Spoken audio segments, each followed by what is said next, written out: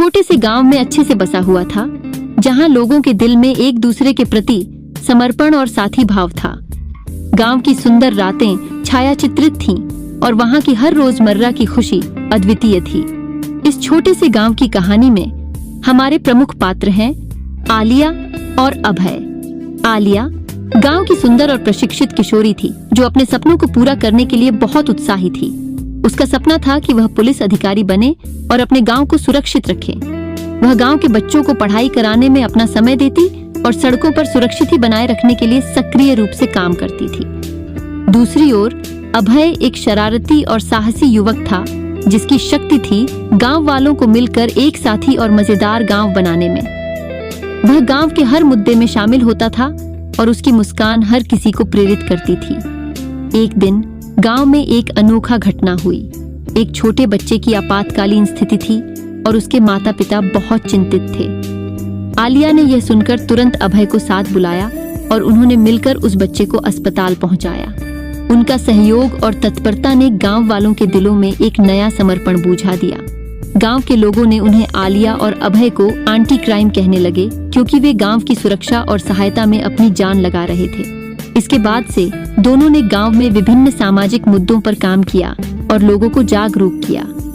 एक दिन गांव में एक बड़ी चोरी हुई, जिसमें कुछ मूल्यवान आभूषण और सोने के सिक्के चोरी हो गए थे। आलिया और अभय को इस घटना के बारे में सूचना मिली और उन्होंने तुरंत कार्रवाई करने का निर्णय लिया। वे गांव के हर कोने में जाकर सबको सुंदर तरीके से पूछते और गांव वालों से मदद मांगते रहे।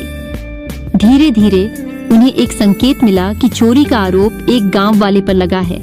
आलिया और अभय ने तत्परता से चोरी का मामला जांचा और उन्होंने बेहद कुशलता से सबूत इकट्ठा किया। जब उन्होंने गांव वालों के सामने यह सबूत पेश किया तो सच्चाई आई सामने। चोरी का आरोप गलत साबित हुआ और गांव वालों ने चोरी का आरोपी को निष्कासित कर दिया। इस घटना ने गांव वालों को आलिया और अभय की बहादुरी और न्यायनिष्ठा के प्रति विश्वास को मजबूत किया।